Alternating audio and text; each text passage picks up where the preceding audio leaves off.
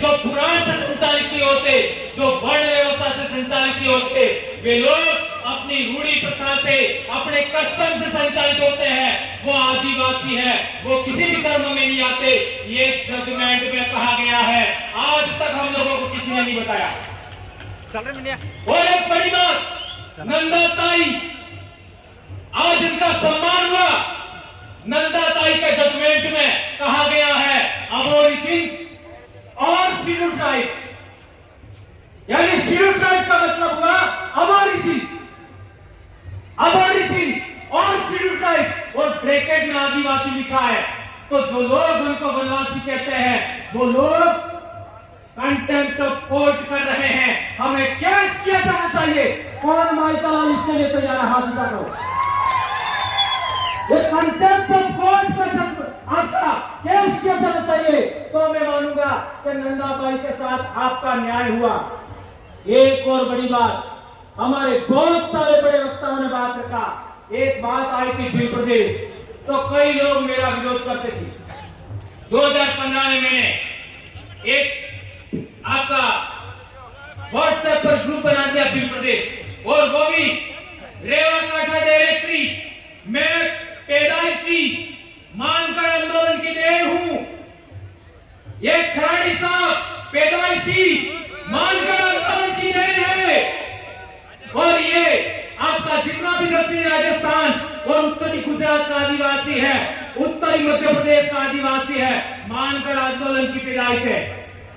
बस मानकर आंदोलन का सबसे बड़ा उद्देश्य था भील राज कायम करना, और ये बात गोविंद गुरु के इतिहास में लिखी हुई थी। उसी को आधार मान करके मैंने भील प्रदेश व्हाट्सएप ग्रुप बनाया। बहुत लड़ाई हुआ, लेकिन लड़ते लड़ते हम लोगों ने आज पूरे इलाके के अंदर ये बात फैलाने में कामयाब हुए। आज मेरे छोटे भाई चेतन वसावा ने बोला, आपने कितना इस्तेमाल किया। मेरे छोटे भाई जयकृष्ण पटेल ने बोला, कितना बड़ा आपने इस्तेमाल किया। और हमारे दामोद सर ने भी बात किया, आप लोगों ने इनको सर आंखों पे रखा। ये बात हम लोगों को आगे बढ़ाना है। लेकिन मेरा भील प्रदेश क्या है? मेरा भील प्रदेश एक राज्य से भी बड़ा है।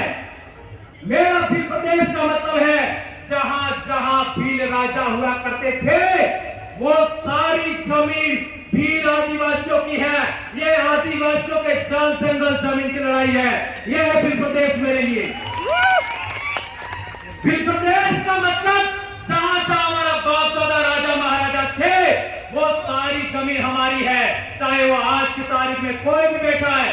और एक बड़ी बात, हमारे लोग जो संसद में और विधानसभा में गए हैं, वे लोग जब हमारे समाज की एट्रोसिटी होती है, हमारे समाज का मर्डर हो जाता है, हमारे समाज के गांव उजाड़ दिए जाते हैं, हमारे समाज का पेशाब कर दिया जाता है मुंह पर, तब भी मुंह नहीं खोलते। उसका कारण क्या? ये बात मात्र बच गई थी वसावा सर की स्पीच में, तो हमें जनप्रतिनिधि सिलेक्शन प्रणाली लागू करना होगा। जनप्रतिनिधि सिलेक्शन प्रणाली का मतलब क्या है? एक विधानसभा के अंदर करीब 500 लोग वोट करेंगे, जो जीतेगा वो चुनाव लड़ेगा, बात खत्म।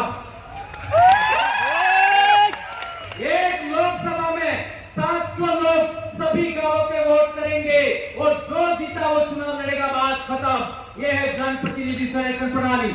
इसी के आधार पर हमारे लोग आगे बढ़ रहे हैं। और एक बड़ी बात कि ये लोग नहीं बोलते हैं, तो क्यों नहीं बोलते हैं? तो उनका सिलेक्शन उन लोगों ने किया है। इसलिए मैं कहना चाहता हूं, आदिवासी क्षेत्र से कांग्रेस भाजपा बाइकॉट। आदिवासियों की महाराष्ट्र में दूसरी पार्टी बनानी है, बनाओ। मध्य प्रदेश में बनानी है, बनाओ। गुजरात में बनानी है, बनाओ। जितनी बनानी है बना लो, लेकिन आपका कोऑर्डिनेशन करना, अलायंस करना, लेकिन कांग्रेस भाजपा बाइकॉट, खत्म, टाटा बाय बाय। इसी तरीके से आदिवासी एकता कायम करना चाहते हो, रूढ़ी प्रथा करना चाहते हो, तीनों धर्मों को भी बायकॉट करना होगा। प्रकृति धर्म, आदिवासी धर्म, जो कहना है तो इंडिजिनस धर्म, ट्राइबल रिलीजन 1931 में था, पुनः लागू करो, जो करना है करो, जो राजनीति करो, लेकिन इनको आउट करना होगा, और ज्यादा नहीं तो इस दिमाग से तो आउट करो। है मान्यवर चौधरी सर कह रहे थे मेरी बेटी एमबीबीएस कर रही है, मेरा बेटा एमबीबीएस कर रहा है, एक 9th क्लास में बेटा पढ़ रहा है, तीनों के सर्टिफिकेट के अंदर स्कूल के अंदर आदिवासी दिखाया मैंने, और मैंने नंदाबाई का रेफरेंस दिखा, वो कोर्ट में का जजमेंट लेके गया, ये आदिवासी लिखा है, और यदि आप नहीं लिखते हो इस पर साइन करो, मैं आपके ऊपर कोर्ट ऑफ कंटेम्प्ट का केस ठोकूंगा। तो केस इंदौर भी रह गया, और ये बात हो गया। एक अंतिम बार,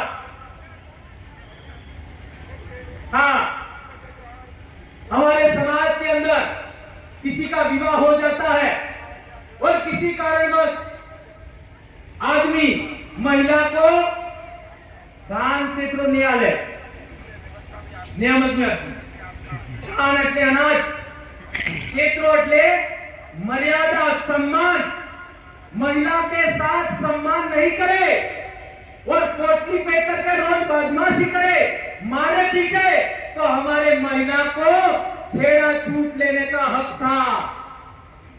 Am I right? और छेड़ा छूट का मतलब तारे मारे मामलों खत्म, तने बीसी मारी सके तो मना न है काय जो कोई। ये बहुत बड़ी बात है दोस्तों, ये हमारी विवाह पद्धति, हमारी पूजा पद्धति, हमारी रूढ़ी प्रथा, कस्टमरी लोग के लिए बहुत बड़ी बात है। एक और बात, जो टाइगर प्रोजेक्ट के नाम पर हमारी जमीन छीनी गई, अभी पालघर को लेकर के जो हुआ पिछली बार कालूराम दादा ने बोला था, और अभी एक भाई ने भी, हमारे साथी ने बोला, पालघर में क्या क्या हुआ,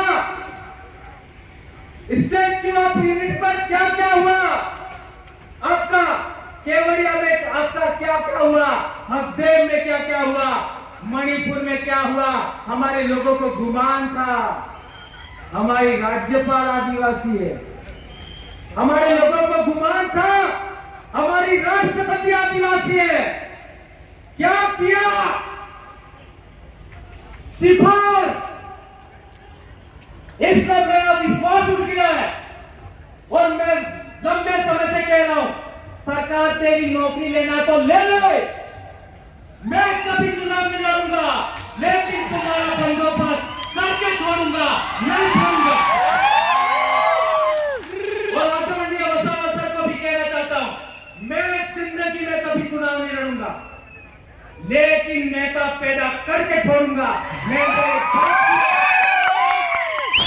मैं मेरी मां की औलाद हूं और बाप की अकेली औलाद हूं मैं, और 2011 से इस बीमारी से पीड़ित हूं, फिर भी नहीं डरा मैं। कितना क्या क्या हुआ मेरे साथ, खराड़ी साहब को पूछ सकते हैं आप लोग, एपीओ किया, निलंबित किया, क्या कर लोगे? लाखों भवरलाल परमार पैदा हो गए। धन्यवाद दोस्तों, आप लोगों ने मुझे इतना बेरहमी से सुना, और संचालक भाइयों ने, मेरी बहनों ने, मेरे भाइयों ने, और इतना मुझे समय दिया, आपका दिल से जोहार करता हूं। और आज की मेरी स्पीच मेरे आइडल बारू सोनवड़े और कालूराम भोगले को समर्पित है। जय जोहार, जय आदिवासी, जय प्रदेश, जय भारत, आबू आदि सुमरे, आबू राज, आपकी जय। धन्यवाद दादा, बहुत बहुत धन्यवाद। साथ में अभी 32वें आदिवासी सांस्कृतिक एकता महासम्मेलन